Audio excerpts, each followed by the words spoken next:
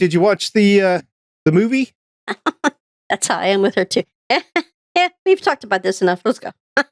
Well, I mean, I'm just looking at the time. So, have you watched? I did. I watched it today before I left. Okay. Cool. I want to say, but I'll save it. Let's go. Yeah, let's save it. But ready,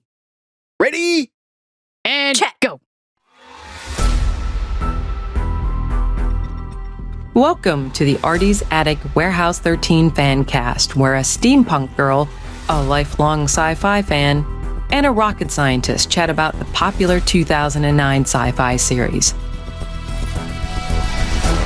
There's never a dull moment with the agents dedicated to protect humankind from unexplained phenomena that manifest their powers in special objects. And there's all those friendships and relationships along the way. Grab a cookie while you can. Hope you don't smell fudge. Gear up with your Farnsworth, Tesla, and Neutralizer, and let's have some fun by snagging it, bagging it, and tagging it.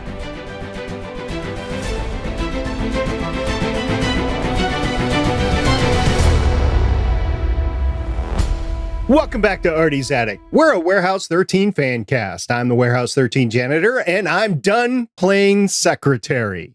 My name is SP. Nope, you're not. And introducing Artie's Attic lead agent and historian who spent the week bragging about her 25 PhDs. It's Agent Shannon. But the question is, are you still the janitor? Yeah, I've fooled around with becoming the caretaker, but I'm like, nah, this is still a Warehouse 13 fan cast, so we'll stick with that for now. Janitor. Yeah. All right, then. What's up, guys? I'm Sci-Fi Girl. And also returning is the warehouse agent who learned some amazing skills at the library while playing with Excalibur. It's Agent Carolyn. Yes, I can duel, and there's a flute that plays next to me, and I have my own theme song. Flute or a lute? It's a lute. Sorry, it's a lute. Mm-hmm. And he plays my theme song. We are recording a bonus podcast episode after our warehouse series discussion concluded with a film from 2006, 5 years before Eric Avare brought smiles to Warehouse 13 viewers by portraying Cartoon Agu of Warehouse 12. That's as I'm like, I know that face. I'm like, HG. Yes. And 2 years before Indiana Jones continued his epic-filled adventures in Indiana Jones and the Kingdom of the Crystal Skull. I'm referring to the TNT production, The Librarian, Return to King Solomon's Mines. The TVGuide.com description reads, after retrieving the Crystal Skull in Utah, Flynn Carson receives a map in the mail with the secret location of King Solomon's Mines. When the scroll is stolen, Judson explains the power of the Key of Solomon's book and assigns Flynn to retrieve the map. The map is useless without the legend piece to decipher it, which is located in Volubilis, near the Roman ruins of Morocco. Flynn heads to Casablanca, to the ruins, where he is chased by a group of mercenaries leaded, it actually says leaded, by General Samir. They too want to find the location of King Solomon's Mines. Flynn teams up with Professor Emily Davenport, working in the dig, and they escape from General Samir and his men. While traveling to Gidai, they save the local Jomo from death, and the trio faces a dangerous journey through wild Africa. Shannon, have you ever seen Casablanca? I don't think I have, but I've seen the ending, so I know that's what he was referring to. Mm-hmm. Yeah. That's what I haven't never seen the movie yet. I think I've seen enough parts of it everywhere. Yeah. I've never seen it. It's so referenced in all the culture from our youth and before our youth. And you think I'd seen it now, but yeah, nope. One of the movies that I have not seen. Here's looking at you, kid. So Shannon, you saw the movie earlier today. What'd you think about it? Correct me if I'm wrong, but did we not have a cameo by Jonathan? Yes, that is one of the things I wanted to talk about. Jonathan Franks. Yep. He was the criminal played husband. Well, we don't know that. He was just mean looking. She met him at work. Jonathan Frakes played Deborah's husband, and Deborah we knew from the last movie while they were trying to get together. And Jonathan Frakes also directed this, but Yeah. I, for the I didn't first see that. time ever, went through his IMDb. Have you guys It's a ever lot, gone isn't it? through his filmography? He actually, I I've never haven't. done the filmography, but I know he has directed. He's directed a lot. He's directed a lot of Librarians. He's directed a lot of, I think he was doing some of the Outpost. He's done a lot of Star Trek. I mean, he's done a lot of directing. He's a Right. major What was that director. series And of Could usually You Believe It or something? whenever he directs something, it ends up being really amazing. He has like the best directing eye, I think. What was that show that he did? It was like Believe It or Not, or Okay, hold on a yeah. second. I was going to He'll- talk he'll about tell his you. acting, but we'll go to his directing first, since that's what you wanted to talk about. Jonathan Frakes has 44 directing credits starting in 1990. His first directing credit was an episode of Star Trek The Next Generation. He did Mhm. 8 of those. And then he did 3 episodes of Star Trek Deep Space Nine, 3 episodes of Star Trek Voyager. He did other stuff in there. I'm just hitting the stuff that we would know as geeks or nerds or whatever. He did the 1996, this is directing, by the way. He did the 1996 movie Star Trek First Contact, Mhm. the 1998 movie Star Trek Insurrection, the 2004 movie Clock Stoppers, the 2004 movie Thunderbirds. And if you don't remember Thunderbirds, it was with Kirk Russell and some notable actors there. Hmm. He did this movie, The Librarian Returned to King Solomon's Mines in 2006. 2008, he returns for the third one, which we I will thought so. go over next time. He did an episode of Dollhouse, an episode of V, 13 episodes of Leverage, 3 episodes that's of right. Castle, 5 episodes of Burn Notice, which is important. We'll talk about that later. 1 episode of Agents of S.H.I.E.L.D. in the first season when it was I really, didn't know really that. good. Yeah. 3 episodes of Falling Skies with Noah Wiley. Yes, I did know that. 10 episodes of The Librarians. Mm-hmm. 1 episode of one of Shannon's favorite series, The Gifted. nice. Yes, he Mhm. did.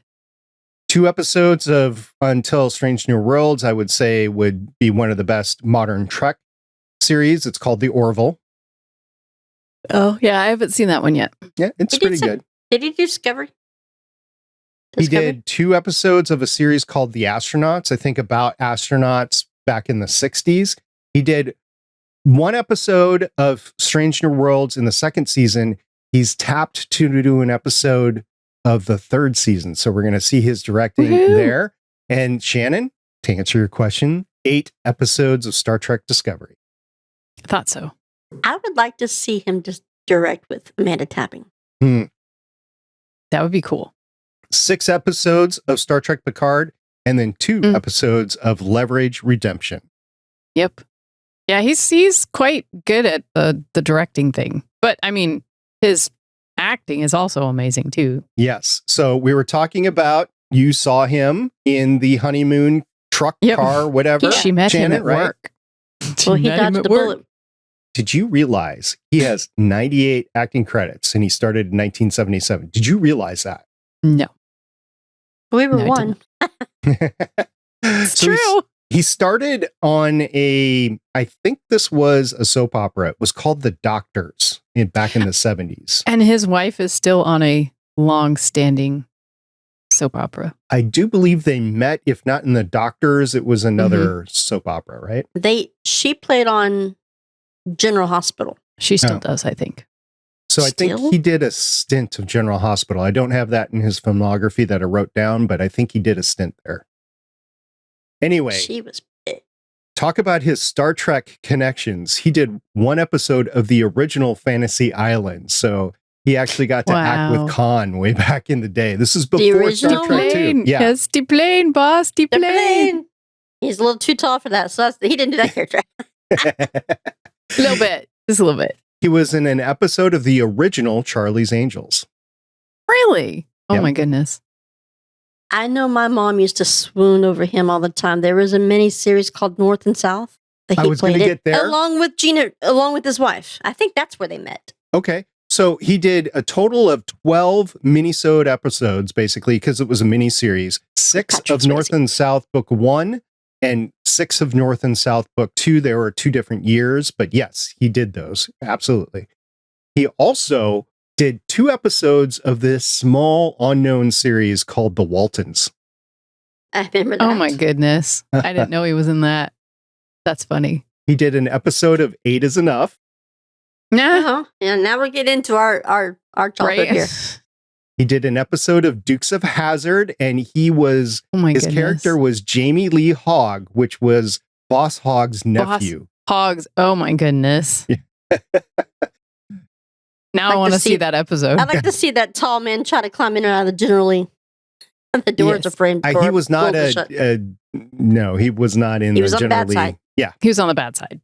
Well, in the pictures, I don't remember the episode, and it's been an eon since I've seen any episodes of Dukes of Hazzard. But in the pictures, he seemed to be getting cozy with Daisy Duke.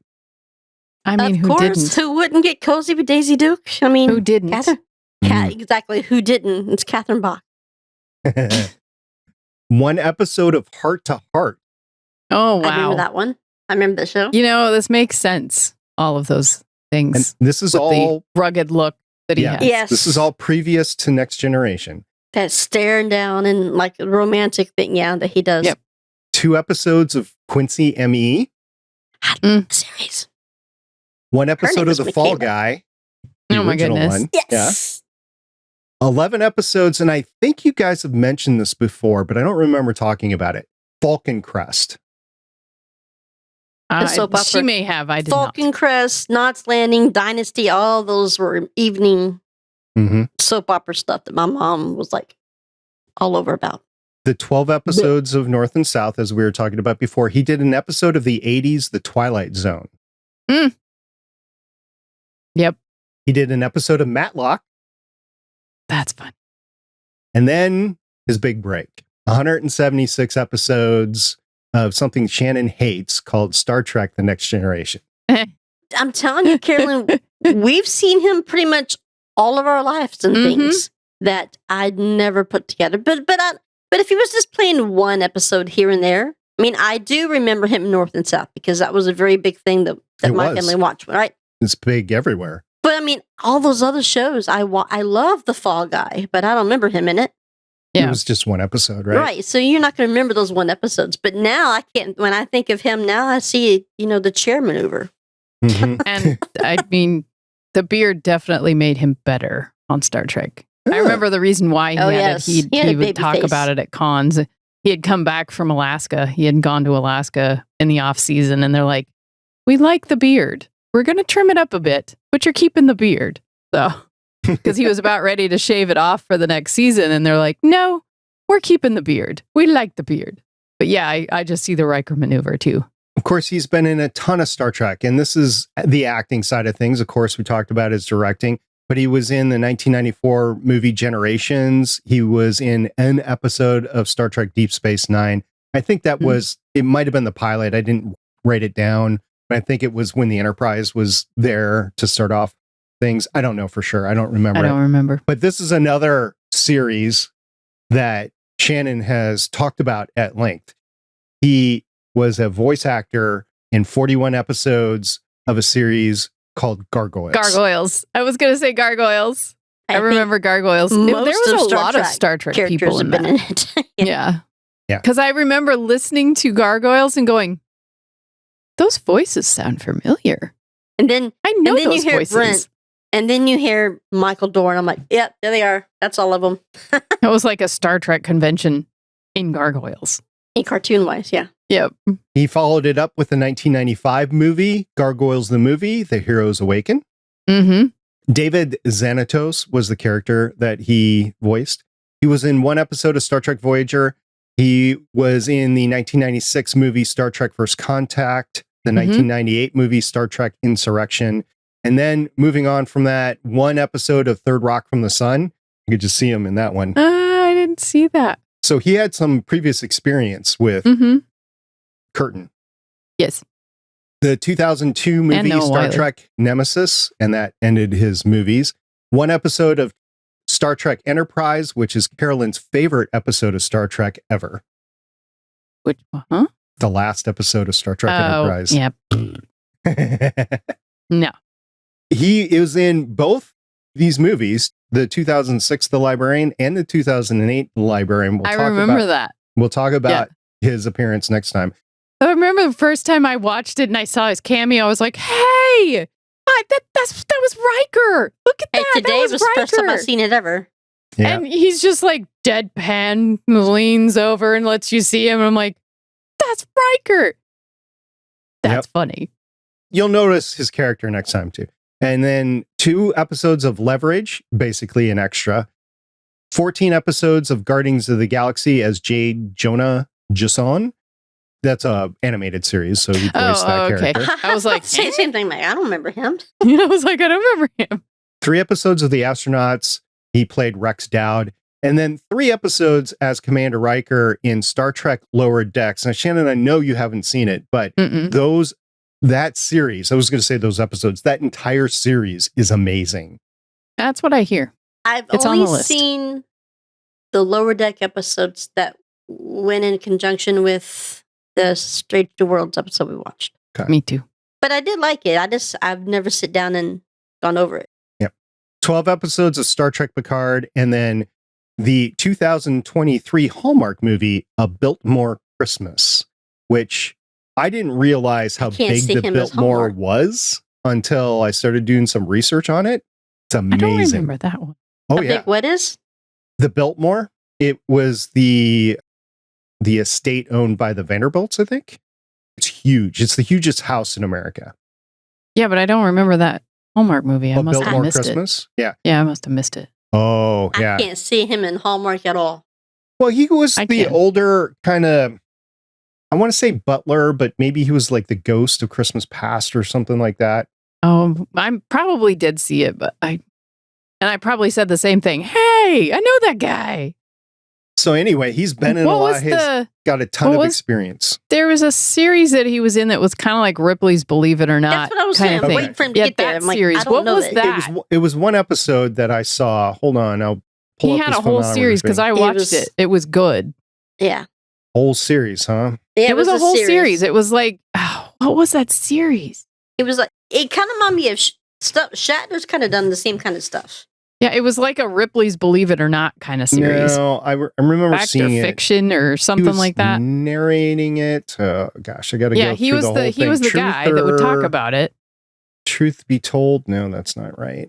And then in between the scenes, he'd come out on stage and you would talk about it. Yeah, I remember. He was in like a little shop or whatever, and he would talk about. I want to say it was like, wasn't it crime related?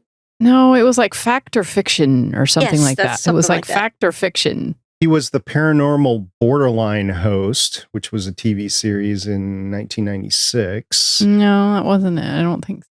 Was it before Star Trek and the Next Generation? No, it was afterwards? after. Way after. It was after because I would say I watched it because he was on it. To 87 or later then. I would say mid 90s to 2000s. Yeah, I would say that. And Wings. And I like the character so much, I named my dog Riker, you know? Yes. Caroline, Dying to Live. It's a TV movie. Somebody is screaming at their podcast and going, "It's this, you idiots! It's this! It's this!" It doesn't matter. Truth we know be told, it was. Truth be told, maybe that was it. It was 2011. I don't know. I don't know either. It's not popping out on me right now. That's I thought okay. One of our readers will tell us, and we'll go. Yeah, that's it. Somebody send us an email. Help us out. Help us, because I know it existed. I watched it.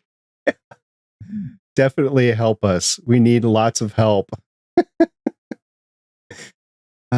Hit the 4. Going over his directing credits. I'm not really seeing anything. But it was cool to see. What was the guy's name? Beyond Belief, fact or fiction? I found it. Look Google. at you. Just Look at Google you. it. It is not in his filmography. Beyond. That's Belief. funny. But if you Google Beyond Belief, fact or fiction, he was on that show. That and was it was the like show. a couple seasons, right? I think so. At least one. Yeah, at least one. But right. I Well, remember I'm not nuts. It's not here. that's. Wait, I wonder why it wouldn't be in his Good job, IMDb. Carolyn. Google. no, maybe Crisis averted. We got it. She got it. Okay. Use the Continue. Google. Continue. all right. Use All right. the Google. We have So- spent an enormous amount of time on the director that was in one minor scene of Sorry this about whole that. thing. We Yes, like because, him. Hey, the Trekkie and all of us came out. It's Anyways, Star Trek's fault. I can tell you I was happy that Flynn, let's circle around. Flynn got kind of a girlfriend, but I couldn't get past, every time she just stood there, all you see is the wrinkles on her forehead. I'm like, I couldn't get past it. Gabrielle Anwar played Emily Davenport, the PhD with 25 PhDs, the professor with 25 PhDs. She has 59 acting credits since 2006, including the 1986 music video, Paul McCartney's Pretty Little Head. I never watched that. Okay. But I did find their humor between each other funny. He's like, well, I have 22 degrees. She's like, I have 25. She was like the perfect match for him. I mean, she understood his quirkiness because she was the same way. And Their kept correcting him. competition. I mean, so much competition. They couldn't even lay in the same bed together. Shannon, I'm a bit surprised that she rubbed you a little bit the wrong way because she's been in some stuff that I think you would like, including the 1986 movie Prince Caspian and the Voyage of the Dawn Treader. She was a princess there. She was Never heard of Queen Anne in the 1993 movie The Three Musketeers. She played a queen, and I this is her Vaguely only. remember that movie. Yeah. Vaguely. This was her only Little Librarian credit, but she was in 6 episodes of The Tudors. And The Tudors, to me, sounds like something that you would like. I like the time period. I've seen episodes of The Tudors. I haven't seen all of them. Okay. She was in a series that I have said on this podcast that I like very much. Carolyn, What? can you guess what it is? Arrow. No. She was in 111 episodes of a series Burn called Notice? Burn Notice as Okay. Fiona. I was like, your favorite one, Burn Notice? It's not my favorite. It's just a good series. And then back to a series that I think Shannon would like. 11 episodes of Once Upon a Time as Lady Rapunzel Tremaine. That's where I know her from. Because I was trying to remember where I know her from, and that's where I know her from. Was she played Rumpelstiltskin's mom, didn't she? Rapunzel? No. Tremaine. No, she played Rapunzel, the one that gets locked in a tower. Rapunzel got locked in a tower. Not in this series, but Oh, never mind. I was thinking of Belle. no, that's different. That's But the one yeah, who married no. him. Okay. What? Anything else you've been? She's been in some other stuff, but that's all I've written down. The back and forth Mm. was really cool. The way they wrote her character was that they were the same. And unfortunately, I have to side with her because he was wrong. And she just pointed it out. I mean, he was playing it off like this know-it-all. I know everything. And she's more educated and knew more than he did. He's like, I'm trying to be romantic and recite poetry. She's like, but you recited it wrong. I thought it was funny how she's all so militant about her site and you can't be here. You don't have permission. This is my site. I have paperwork. It's my site. But then she just up and leaves her site. No word, no nothing. I'm going to Right? I know. She just up and leaves her Up and site. Well, leaves. I mean, it did have to do with it could have proven her Queen of Sheba that she wanted to prove, which is why she eventually left him at the end. Because, well, the Queen of Go back Sheba to- meant more to her than he did. I had a feeling Sad. when they parted there at the end that she was going to be in the next one, but I guess not. No, she's still trying to find the Queen of Sheba stuff. I mean, he tries to get the girl and he ends up with a girl, and then it's like, there's a parting.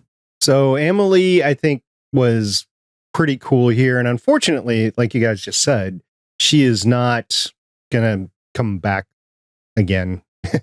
I think, honestly, her name was too big because shortly after this, she won the Burn Notice role. So I want to say that started in 2007. I'll have to take a quick look at it, but she wouldn't have been available for the 2008 movie if that was true. Can we just talk about the Crystal Skull reference you made in the beginning there? Because Yes. that's what it made me think of. When I saw that, well, first off, the movie started out like my mom. My mom was watching it with me and she's like, is this a Western? I Because it totally sounded like a Western when we started. And I was like, well, no. But it looks like a Western because they start off and he's like, they're picking up this crystal skull and he says something very smart and logical about it. And the other guy's looking at him and he's like, it can tell the future. Oh. And he just throws out a rope and he's like, does this kind of thing happen to you all the time? Oh, yeah, this kind of thing happens to me all the time. You get used to it. You get used to it. Did you guys recognize the guy that he was with? Yes. I've seen his face. He's in a lot of like bit parts though. He's not, I've seen him in some major ones. He's usually playing no, he was in Longmire. Yes, he was. He was in Longmire. He was the cop, the Native American cop. Officer in Matthias. Yes. He usually plays that kind of a character. Well, he played Tommy Yellowhawk in this. He's got 92 acting credits since 1988. That's what his name was. I was trying to figure out what his name was. Tommy Yellowhawk, yeah. 92 acting credits since 1988. He was in 5 episodes of Dr. Quinn Medicine Woman as Walks on Clouds, so a native. His friend. Yeah. Yep. 2006 movie Here. He was in 9 episodes of Fargo, which I have not seen, but that's notable. It was a big series on, I want to say FX. And then 28 episodes of Longmire. Yeah, that's where I know him. Well, I know him from a lot of things because he plays in a lot of things, but yes. He was in 20 episodes of a series called The Sun. Do you guys, does that ring a bell? It actually intrigued me because I was like, he did 20 episodes of this. I wonder exactly what it was. And I had to look it up. And when I did look it up on IMDb, I clicked on it. The description is a multi-generational epic telling of the story of America's birth as a superpower through the bloody rise and fall of one Texas oil empire. Oh. So I'm like, Shannon. What was it called? Love. It's called The Sun. It was a series on from 2017 through 2019 on AMC. Oh, I don't think you would have, unless you had TV streaming, did you? Or TV, like TV channels. Cable. Yeah. Cable. There's a word I'm looking for. Yeah, it was. I don't know. We've been without it for so many years. I can't remember 2019. Okay, The Sun seems to be like a series that you'd want to go take a look at, Shannon. It seems like a Shannon series after the episode. Yeah. He was in 1 episode of the Marvel Cinematic Universe Disney Plus show called Hawkeye. He played William Lopez. Now he comes back and reprises. Yeah, he'll come back and reprise that. The part wasn't huge. It was just a couple of scenes in Hawkeye, but he does come back. He played in 8 episodes of Westworld as a native, 12 episodes of a series called Reservation Dogs, which I've never seen, but I've heard a lot about it. Mm-hmm. And then 3 episodes of the Disney Plus series Echo, where he comes back and reprises his role as William Lopez. So I've actually seen him in quite a bit when it comes down to it. But this was one of his early roles, and it was just kind of fun seeing him play off Noah. And then they're like, wait, you got to trust me as they're jumping. He's like, it's March, right? It's March. And he jumps off and then splashes into the water. But it's April. We should have splatted. He has a thing with water. He likes to jump into water, apparently, because in the first one he jumped into water, went over waterfall. And how he has an Artie bag because the bag kept never gets wet. The skull. It didn't lose the skull. It didn't even lose his receipts. The arrowhead. But he did lose the arrowhead. He didn't even lose his receipts, though. He kept all his receipts. He was able to turn all his receipts. He's definitely got an Artie bag. But I like how he got reprimanded a little bit because you distract yourself from the things that you're supposed to be out there doing. Focus. Yes. Sometimes you have to give up the things that you love. Can't be a Pete. Pete, focus. Okay, so it was really funny. I found this was really hilarious. He comes back from his adventure getting this skull, and there's this guy standing there frozen in concrete. And they're like, oh no, I forgot his name. Steve. He looked at Medusa and he goes, so does health insurance cover that or workman's comp? I mean, it's a valid question. I know. And then as he's walking into the library, he's like, I forgot the other guy's name, like Jake or something like that. Sorry about Steve. Sorry to hear about Steve. It shows he was interested. It shows he's humane and it's important. These guys are important, and it shows he's not above them. All I see is security detail, and I'm like, God, that'd be a boring post. You're just, I've worked in Well- posts like that. They're just staring at each other all day long on one side, opposite rooms. I've done that before. Until you get a break in, like we had last movie. Yeah. Yeah, The well, night that's shift just, gets this all means the more fun. paperwork. Yeah. So you mentioned the jump over the waterfall with the horses. It was Mhm. obviously fake. That was bad. Like, I mean, the horses were not real. You could tell as they went over. Well, you could tell that they weren't actually riding the horses either when they did the far away shot and they were Yeah, all you see really is your riding those shoulders. horses. And then when they went to the close up shot, it was literally just their shoulders. So you Yeah. could tell they weren't actually on horses, but maybe it wasn't in the budget. So No, but I mean- I can get away with that. Maybe it's conditioning from watching a lot of Little House on the Prairie back in the day or whatever. That's how they did it, right? But Yeah. overall, I would say the effects in here, and I'll talk about the fighting later, but the effects actually were a step up from last They time. get better. yes, they did get better. Except for that was one I was like, ooh, and I remembered that. And then we get later when we get better effects, I'm like, but, okay, this was the throwaway intro scene. Well, yeah, I mean, yes. And I mean, some of it was like, oh dear. I did enjoy the when he gets back and Excalibur wants to play. And he's like, I don't want to play Excalibur. Good And thing he he sticks had him in the butt. lessons. He's like, I don't want to play. And he smacks him in the butt again. He's like, okay, fine. You want to fight? And he grabs Poseidon's Trident. trident. I don't know what he broke. He broke glass on something. Oh, I don't know. He broke the glass on some. I think it was just a display cabinet. It was a display cabinet, but he broke the glass. And then he says, aha, now I've got you. You're all washed up, and gets sprayed with water. Jensen comes in. He says, best not to make water references with Poseidon's trident. It's just his deadpan way of saying things. Best not to make water references. It's like, don't open Pandora's box. Don't. Yeah, you've already just done don't that, do so don't add to it. Just don't do that. And her out in front, she's like, I'm not your personal secretary. Your rent is late. Your mom wants you to stop by. And oh, you got a package. Now that I'm done being secretary, I have a job to do. I like how Excalibur is like the warehouse because it's alive.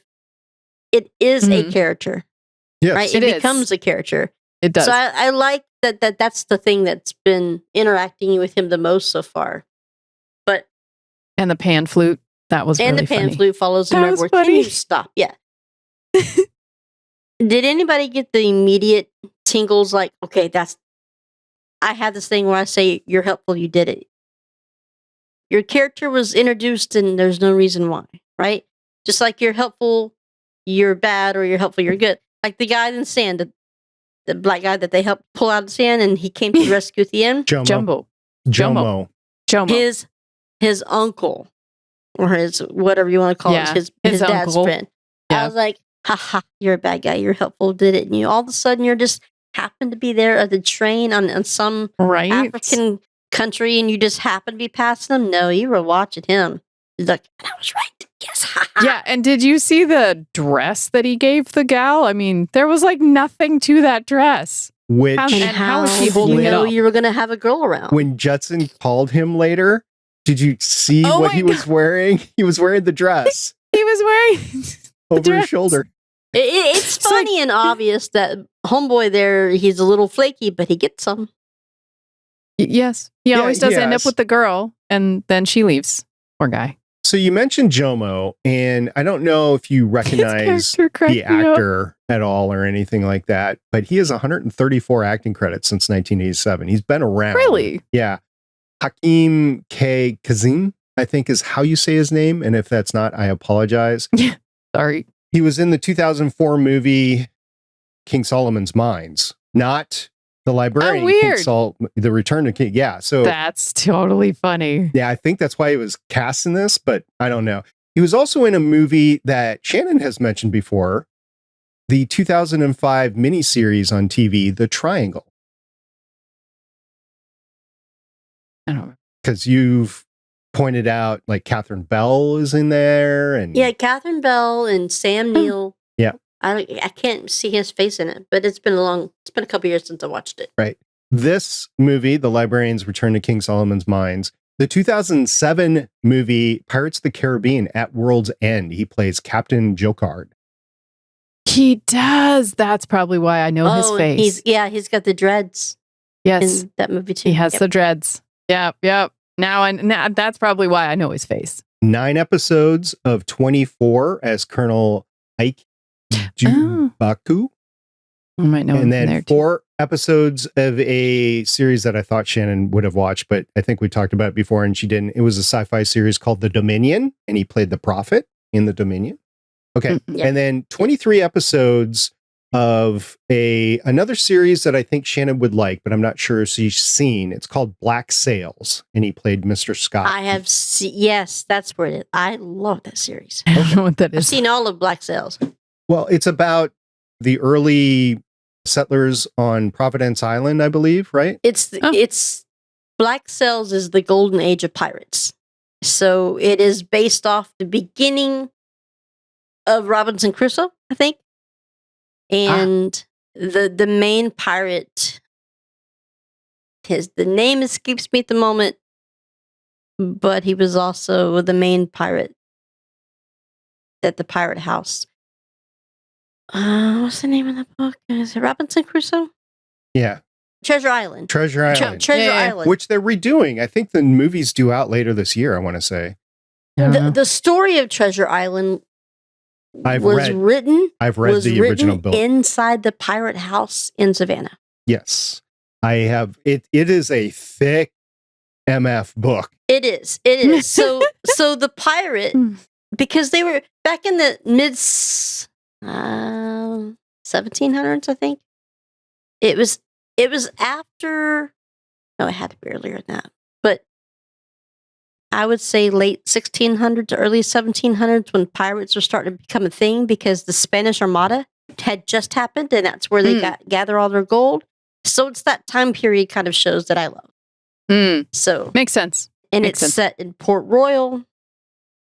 So the main guy, the main character is that person that the book's based off of.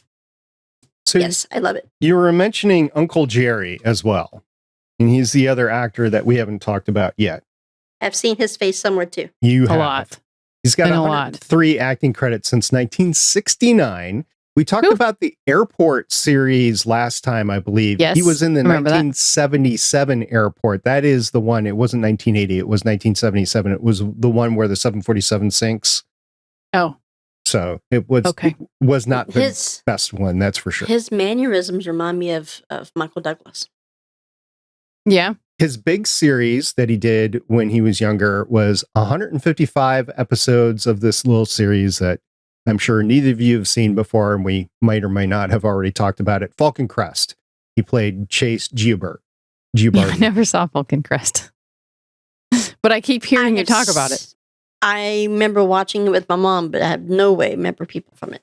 And I know you haven't seen it because we talked about it before, but he guested on 2 episodes of Cagney and Lacey, which kind of surprises me that you haven't seen it. It must have been up against something else because it did air in the 80s. I watched Cagney and Lacey. Okay. So don't remember people from it. Yeah. But it was like early 80s. So, I mean, we were like mid 80s. Yeah. Yeah. You're right. And that was when I was watching A-Team and Knight Rider. Me too. That was my things. He was in 1 episode of Sequest BSB, and I didn't write down which one, but he was in 1 episode of that. I liked that show. 2 episodes of Babylon 5, which I've never seen. Really? Well, I started watching it, but I was going to say, you haven't seen Babylon 5 yet? I've seen a couple episodes. Like, I don't think I've made it through the first season, but it's good. I watched the whole thing.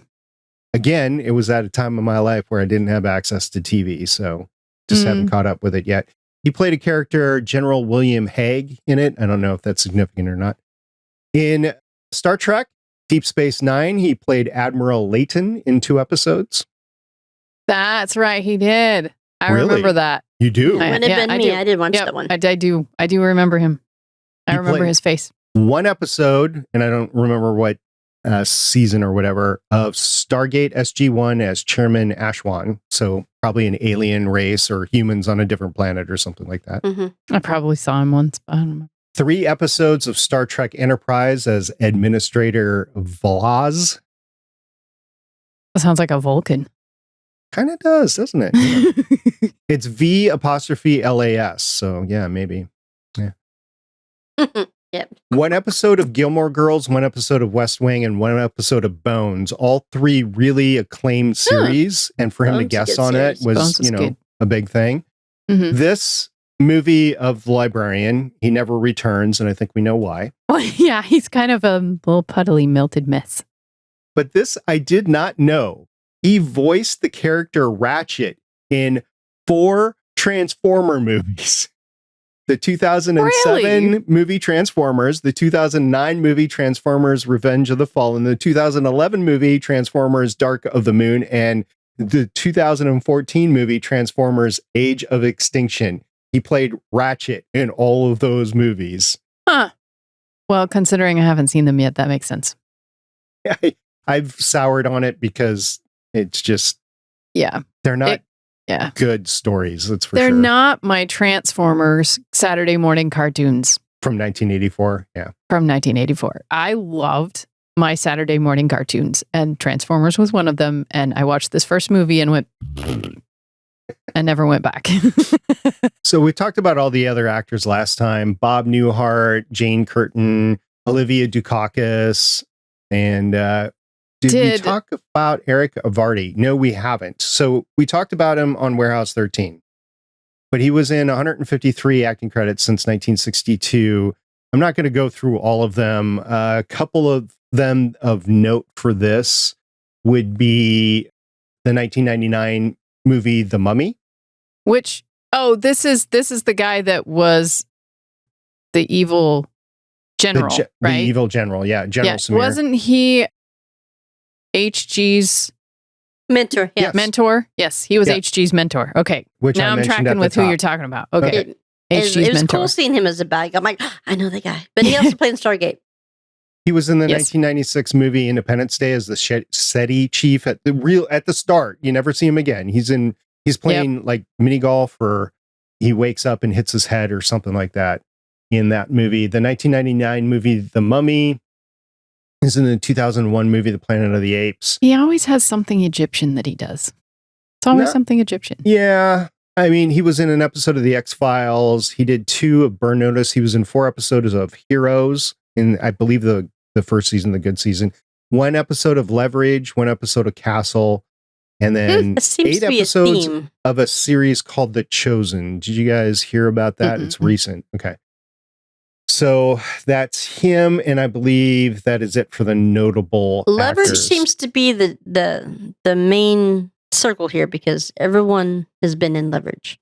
Leverage is good. I'm telling you, you have to watch it. It's on Amazon. You have to watch it. It's good. You would like it. I think you would like it. There's a lot of seasons, and you should watch it. And Leverage Redemption. I still have to watch the last episode of the last season because it just came out last night. It just comes out tonight. It comes out every Thursday. Anyways, did you see when Noah Wiley's character Flynn comes back from getting the crystal skull and Judson wants to show him something, and all of a sudden the walls start Mhm. parting? And I'm like, hey, it's like the warehouse. It continually grows. And Yeah. he's like, hey, I'm really, honored you'd show me this part of the library. This is a whole new part. And Judson just looks at him deadpan. He's like, this is the service entrance. I'm convinced that they modeled Warehouse 13 after the series. It came out after it, so that Yeah, makes because sense. Warehouse 13 came out in 2009. Yes. So one of the things that I'm a little spoiled because I'm watching the recent series that's on. I've seen all 3 episodes that are out now. I haven't watched the last one. Don't say anything. So I'm not going to spoil anything, but Okay. I am a little spoiled on the library itself because apparently there are annexes, and I was expecting, this is an annex to it. And No, that's the actual library. okay. This is the library, and then those are annexes. Right. But because I knew that when the wall opened up, I'm like, so we're talking about an annex here. And no, it's just the back. No, Service it's the service entrance. Yeah. Mhm. Shannon, I have a question for you. sure. We were talking about bugs, before the podcast. When's the last time you picked up a bat by its wings? Next to like never. No. Next, yeah. And especially one that has red glowing eyes. Like, hell no. Did the slides that they went down remind you of the Goonies at all? I mean, they just go sliding and almost like, hey, the Goonies. But even then, he's being weird. Hey, look, we have greenery. We have plants. It's probably slimy enough. I'm like, okay, you're a little weird. Yep. It surprises me how he gets any from women. Well, you know, he does have his moments, as she said. Don't have many, but you do have some. Mm-hmm. There's always a secret chamber. Dope. Always, except for, I guess, the water tortured chamber. I did find it funny when she was leaving, when he was leaving to go find all the pieces to this Solomon's mine, and you hear her say, "Don't get killed and save your receipts." And then he comes back at the end, and she's like, $700 for a honeymoon? What is this? Oh, and your mom called. She's very mad that you got married and didn't tell her. I think that Charlene was mad too. Like, what? You got married and you didn't tell us? It's like, that's paperwork we have to do here. Well, and how did they go through the desert and not have any like water, or he has like a leather coat on. Leather coat, and he never takes it off. Say the word. Bubble guppies. There you go. They had climbing gear with them. That was after the train ride. Uh-huh.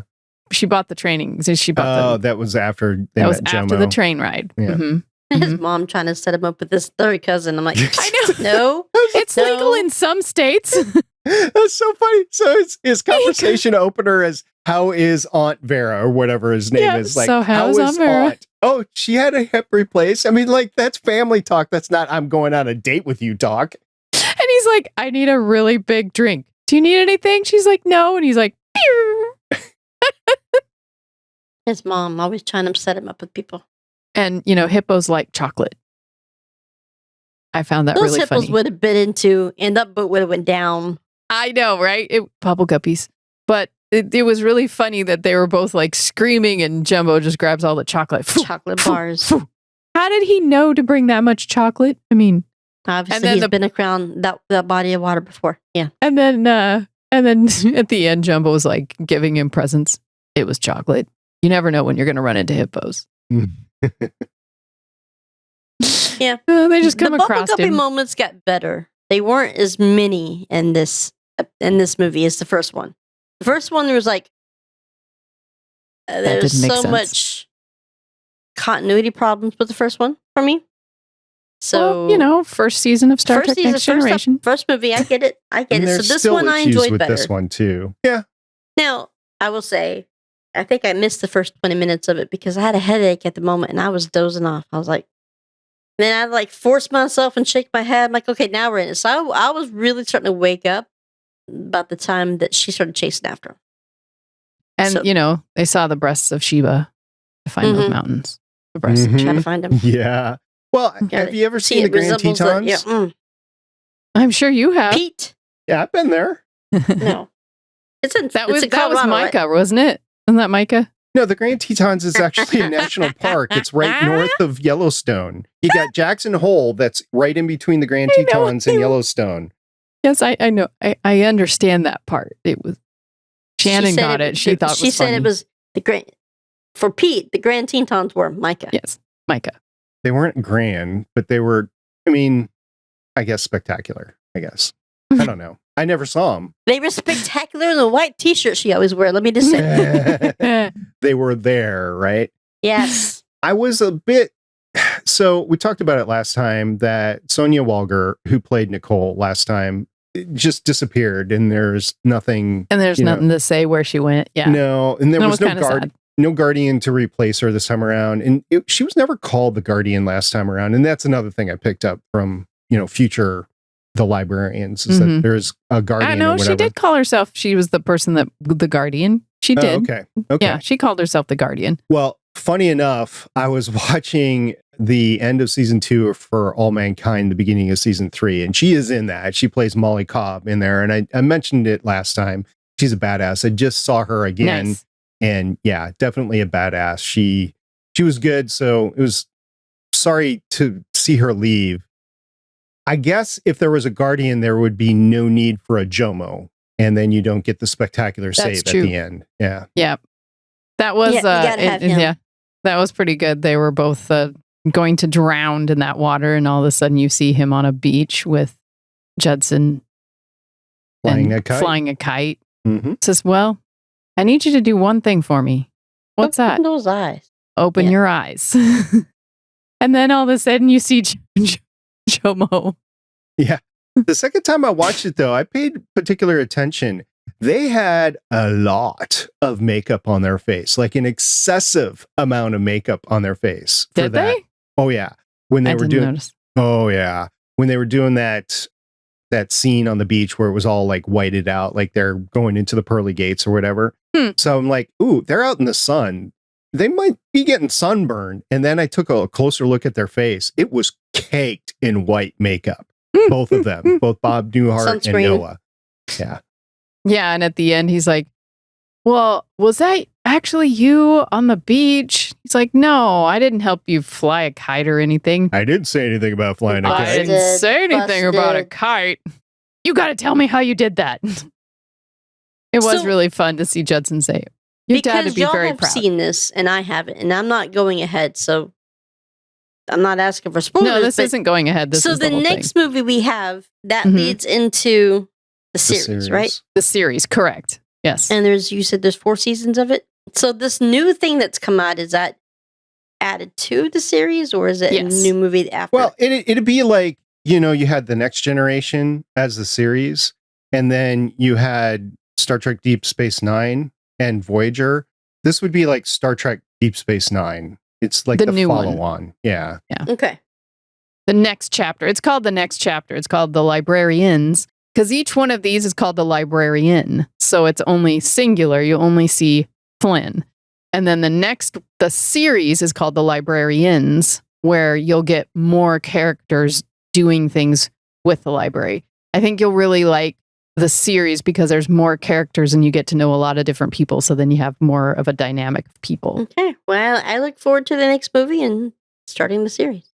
But I did like the world building in this, where you had Flynn's father, kind of a Mhm. secondary subject, and the means to figure out how to get to the end. The with Masons. the Masons. So that's a big thing. Which made in- it feel The very much secret like shall be National Treasure. passed. National Treasure is what I got from that. Right. Right. Yeah. The secret shall be passed. But the pictures were there to give him I know his he finds his drawing in the all-seeing eye. He's like, what is my drawing doing in here? right. And then he's like, did you catch the part where he's like, good thing I had clarinet lessons? His Yeah. dad made him take clarinet lessons so that he would one day play the King Solomon's Yeah, flute that they had to put deci- together. And the second time around, I was watching it. So I watched this twice. I watched it once. That was recorded off of YouTube TV, off of TBS, I think it was. Lots of commercials in there. And then I played the second time on Amazon. There was one batch of commercials, and I'm like, I should have just gone to Amazon the first time. Yes. But the second time I watched it, I was watching him play with that deciphering thing before he figured out it was a flute. And I was like, you dumbass, just blow in it. Just blow it. Just blow in it. That's all you need to do. Just blow in it. Blow in the hole. Yeah. I did like how Emily and Flynn were constantly going through the same door at the same time. That was funny. You just go smack. No. Doesn't it remind you of Pete and Mike of the first season? Mm-hmm. Yeah. Yes. Yes, it does. Being Artie, competitive. someone's got to be in charge. Artie, someone's got to be in charge. Yeah. Her. I Just let forgot her do about it. that. Yeah, they evolved from that. Somebody has to be in charge. I thought it was very convenient that Solomon's mines had both water and lava. Yes. That'd be a lot of steaminess in there.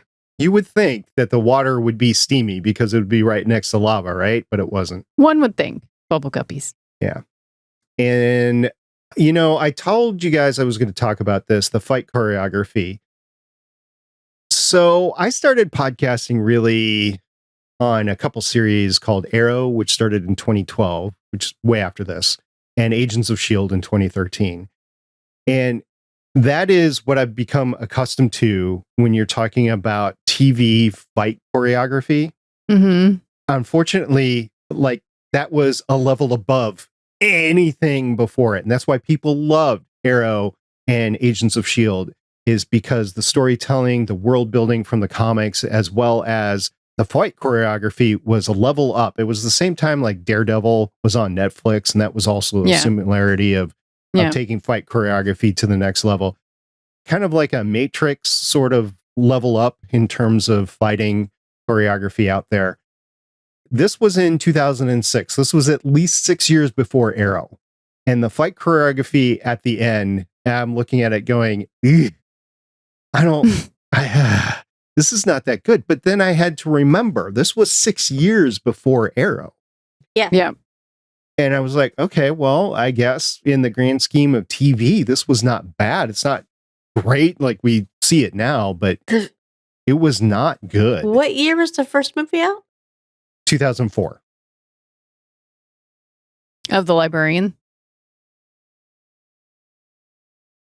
It had been less than 10 years when Xena came. Xena came out in 96, and it was full of camping. But 1996 is when Xena came out, so it was still the same. You're used to this kind of stuff on TV sometime.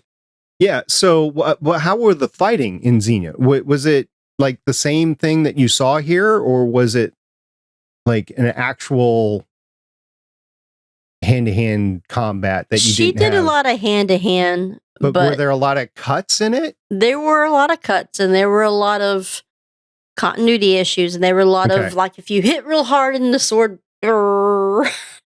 So there was an episode of Agents of S.H.I.E.L.D. in particular, and it wasn't right away. It was season 3 or 4. I think it was season 3, where the character that played Quake, she did a one-cut shot, and it was amazing. It was 2 hallways of a room. It was an L shape, and it was amazing fight choreography. She ended up breaking her wrist during that. I think I remember that one. Did not disclose it until after the series was over. But that was amazing of itself. And Arrow, in its second season, had an epic fight. It was a triple floor fight that was out in the open. So you saw everything. It was dozens of ninjas basically fighting each other. And I remember that. Real live choreography. Mm-hmm. And it was one take, one shot. They set it up. It took them a couple of days to set it up. They shot it. It was amazing when it actually got on TV. And that's what I'm kind of used to when I'm podcasting about Cell stuff. And I go back to stuff like this today could be done so much better. But I have to remind myself, this was 2006. This was 6 years before Arrow. Lucy did a lot of her own stunts. I think Renee O'Connor did a few of them too. I mean, not obviously all of them. They obviously not the big gigantic flips. Mm-hmm. Because Xena was famous for the whole, jumping thing and hitting like 20 soldiers all at one time. You're like, God, so campy.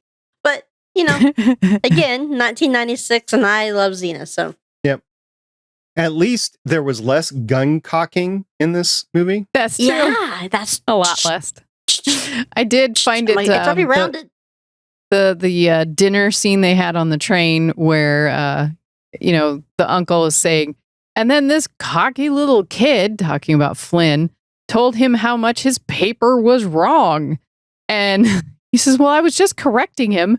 He's like, you were correcting Stephen Hawking. Well, but that was, yeah, okay. It was just funny that they're like, well, his theory was unsound, and I was just letting him know. And he was like, what, 7-year-old kid or something like that? It was just funny. It happens. Another reason I thought that guy was a bad guy, because he already had, like we talked earlier, had the dress, but then here comes Flynn walking down the hallway for the train, and he already has the suit on. I'm like, he did not pack that with him. He didn't bring it with him. It wasn't on the honeymoon train, nothing. So that I think his dude uncle gave it to him, just like his uncle gave the dress to. But why? Emily. How would the uncle know? The uncle's just not walking around with the dress in his bag. I mean, well, he is in customs and import-export business, so he may have grabbed it as a export thing that he was going to sell. or he was following them. I mean, yes, obviously, because at Make the the end geek you do the find hard out work. he actually ended up killing his dad because his dad stole his girl, which was, Flynn's mom.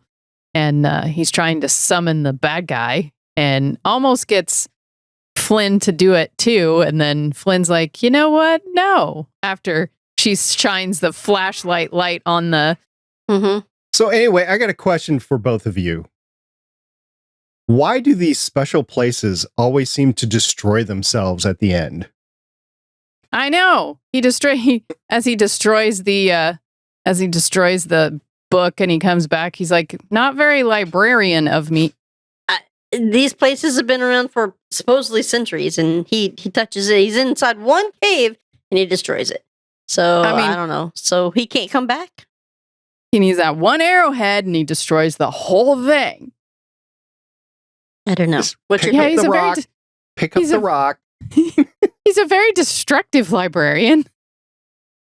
So at the end where it was Jomo and it was Flynn and Emily, Jomo was saying, yes, but I will treat you like a queen when you come to my place. Mm-hmm. Gets back to her filmography. She played Queen Anne in The Three Musketeers. That's true. She did. That was an inside joke. Yes. All right. Did you have a favorite scene, Carolyn? I don't know. I mean, I liked Excalibur. I like when they're trying to figure out the map, and then she's like, "Romance is about chocolates and music," and he's like, "Wait, say that again." And she like gets all into it. She's like, "Chocolates and music," and he's like, "Music." She's like getting all into it, and he's like, "That's it." And he goes over and he tries to play the instrument. I'm like, "You missed the point there, hon." It was Gabriel playing the actor, like just doing the scene over and over because, sometimes they get told to do that as actresses or actors. Yeah, and it was funny. Chocolate and music. Yeah. Shannon, did you have a favorite? I can't think of one. Okay. It all kind of rolled together. So yeah, it was all good. My third one was the dating of the third cousin. Like, not only that, but his mom was the one who set him up with the cousin. It's like, she's so pretty. Mom. And then she's like, what? Too skinny? Too fat? No, related, Mom. No, related. Third cousin. It's not even legal in some states. And then Flynn using the pictures to actually locate the mines, and we're in the right place, magical and everything like that. That was my number 2. But my number 1, you actually mentioned it, was the whole thing with Excalibur. Like the Excalibur playing the playful little puppy or whatever that just wants to, is really happy to see. Yeah. And the duel came in handy in the end too. It did. That's the point. I think if I was going to have any favorite, the realization that his father was a librarian too. Mm-hmm. A Mason. I don't know if he was a librarian, but he was definitely a Mason that kept secrets. He may have worked with them. I think what it actually was Judson was the librarian, and he was someone that worked with Judson because Judson said he was a librarian once. And Judson like walks through walls. So I think he's like the mystical. I don't know if Judson knew him or not. That's, I guess, an inference that you could make, but wasn't explicitly stated. Well, how did he know then? Both he and she knew that I don't know. It was his father. Maybe that did all these things. Like with the warehouse, they keep tabs on special things and people related. True. Like the Brotherhood in Warehouse 13, they knew about the warehouse. The warehouse knew about the Brotherhood. That's true. There is that. This is kind of like the Brotherhood. The secret shall be passed. We'll see the next one. All right. So Shannon, thank you very much. A couple of days ago, you emailed us a email. So thank you very much for doing that. That was cool. Yes, you did. Emailed you? Yes, you sent an email from Clyde to all of us. Mm-hmm. Oh. He says it's long, so he apologizes. Yeah, this is long. I apologize, Clyde said. So first things first, it is great to hear your voices and doing a review podcast bonus edition. It's always good to hear you guys bounce off of each other's comments, concerns, that one. That was guppies, etc. As I said in my past emails, the Librarian franchise, especially the 3 movies that started it, holds a special place in my mind, along with Grease, Back to the Future, West Side Story, the original, and, oh, by the way, a lesser extent, the movie Evolution. The original Office, I think, OFC. Okay. So yes, it's kind of cheesy and campy per se at the beginning of the first movie, but it kind of gives it the charm. Yeah, it does. But yes, the second and third ones a little bit better, and the series are good too. And I understand the concern for how subpar the CGI is, but at the time, CGI wasn't great, especially for any kind of made-for-TV movie. Keep in mind, there wasn't very many made-for-TV movies of a more adult sort. Yep. Hallmark was doing them, Disney ABC was doing them, either on Detcoms or Sunday TV movie kind of things, but most were very limited on CGI due to the cost. Very true. Yeah, true. Very true. Slight spoilers. So there's 8 slight spoilers here. Warning. We do see the social worker again in the second one, I believe. Yes, we saw Deborah on the honeymoon bus. Yep. With someone she met at work. Who happened to be the director. Yep. The number 2. I want to meet that guy at work. Right. The number 2 is Judson's character arc in the third movie and the first series allow us to see more of who he is and or what he is. Number 3, Nicole's character arc is kind of strange, but unfortunately we don't get to see that until the first TV series. And another unfortunate, it is played by a different actress. Yes. So is the actress named Nicole No One, or is it named something else? I don't remember. Yeah, okay. So it might be a different character. I guess we'll find out if we podcast about it. If we do. If we decide to go that route.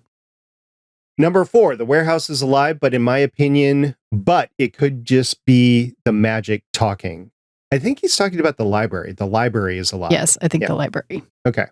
Number 5, the warehouse is attached to our universe. Why is it still attached to the city of New York? I don't know. Again, I think he means the library here, not the warehouse. I mean, it is a warehouse podcast, so yes, it's easy to confuse that. Yep. Number 6, I remember seeing those scenes in the original airing, unless I'm losing my mind. And he's talking about the scenes the trivia said were deleted scenes from the original that we were talking about last time. So I don't know what the 92-minute running time was for then, because everybody seems to have seen the longer 105-minute version of the show. Okay. Number 7. How the hell did I miss the unicorn? I really didn't remember that. Big white one eating his hair. Yeah. Yeah. After the jetpack had gone up. And number 8, I don't think Nicole was a double agent, but maybe it was written confusing like. Yeah, I think that's what we agreed with you there. I think it was a scene that they cut out, but they decided to throw it back in because they wanted Nicole and Flynn to get together. And that was the only scene that showed them getting together. So, yeah. It was confusing. Yeah. Definitely. And I would say thank you, Clyde. That was awesome. Getting feedback on our bonus episodes. Yep. That's awesome. Thank you. From Clyde, who's always our fan. He's always our fan.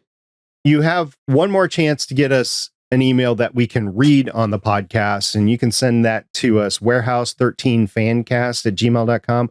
That's warehouse, the numbers 13fancast@gmail.com. We will read it on our last podcast, which will be next week. Yeah, last podcast. Shannon, I will ask you the question for the last time. You want to hear the tvguide.com description, the Amazon Prime Video description, or the Internet Movie Database description? The last one. Internet Movie Database description? Yes. IMDb. Okay. I never can say this. I'm just going to IMDb. That's all right. So that's why he said it, spelled it out this Yeah. time. It confused you. It was not right. It always does. next time we will be watching The Librarian 3, The Curse of the Judas Chalice. The IMDb description reads, losing his girlfriend because he was at an auction getting the magical Philosopher's Stone. Getting it off the Harry Potter set, I'm sure. Flynn Carson is Probably. ordered to take a vacation. In New Orleans, he finds himself busy protecting the Judas Chalice and saving the world from vampires. That is The Librarian 3, The Curse of the Judas Chalice. And isn't that true? Any hero, when they go on vacation or take shore leave or whatever, they end up doing more than they would if they had just stayed on their cabin in the ship or whatever. Yep. Yep. Just shut the door and Pretty just much. read a book. That's all they need to do. Like Picard, he was famous for that, right? He's just reading a book at poolside, He and then all of a always sudden found he's- he's paperwork to Horgon. get into. on this epic archaeology dig that changes humanity and And then stuff like Vosh that. I like The Vosh. Vosh. and Q. And who goes off with Q? I mean, Picard or Q? I mean, I'm picking Picard. Yes, definitely picking Picard. All right. Well, do you guys have anything left to say? Mm, Ghosts. I hate ghosts. So it's always great. You know, you see a ghost, they come up to you, they look great, and then they turn all nasty. Yeah. It's like Ghostbusters. Yeah, pretty Yep. much. that was a pretty good. That and, in case of hippos. I don't think the hippos were CGI or practical. I think they were real hippos. They are actually very territorial and they will kill you. There was quite a Hippos lot there are in the water. actually- That you'd think they'd be fighting a lot more.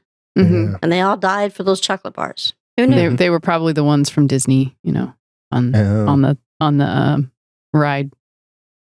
The You see the back of water. yeah, gosh, what, the jungle Jungle Cruise. Jungle Cruise, yes. Yes, the Jungle Cruise.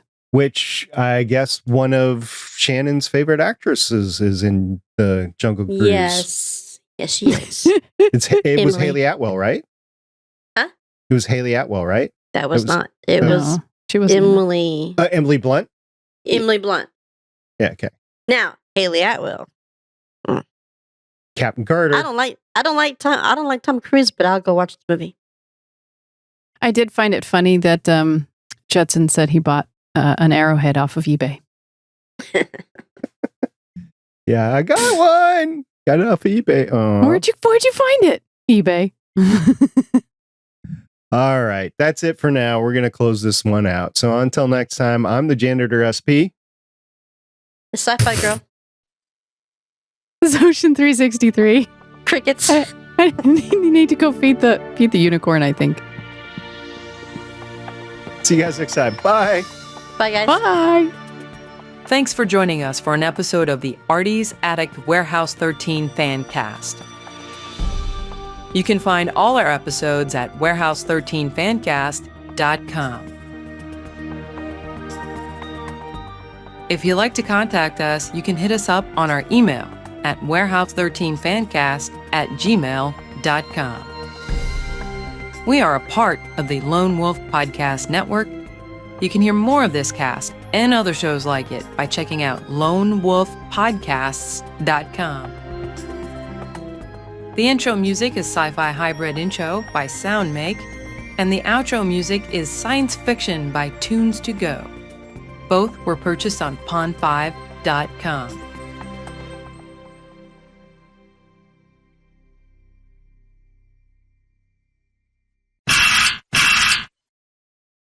Oh my God, I've done so much running. I didn't think I was going to make it.